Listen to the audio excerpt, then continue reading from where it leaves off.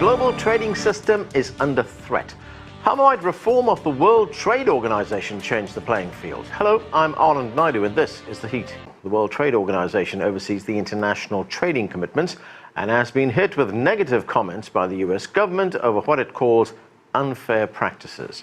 So, European and Chinese officials met in Beijing to discuss reforming the WTO. Both sides have been hit with US tariffs as the US turns more inward toward protectionism and away from globalization. CGTN's Owen Fairclough is with us now for more. And Owen, firstly, very briefly, what does the WTO do?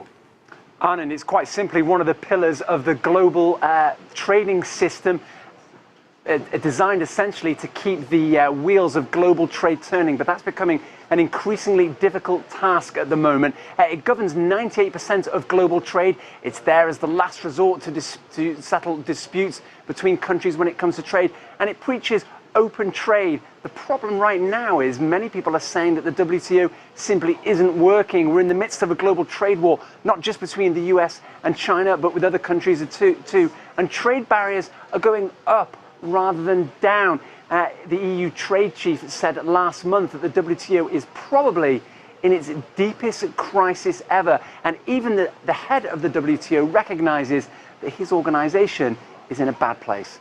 The trade tensions clearly could escalate further. We are trying to ensure that they do not. So simply, Anand, the WTO is now trying to find ways to essentially stop some of these countries falling out and essentially bypassing the WTO, which is what we've been seeing, particularly with the United States. US President Donald Trump is no fan of this organization. He reportedly at one point was thinking about withdrawing from it.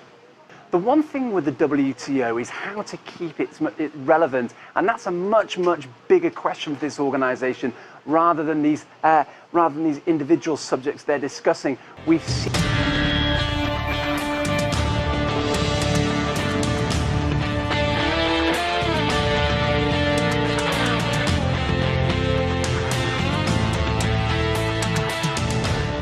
the problem right now is many people are saying that the WTO simply isn't working.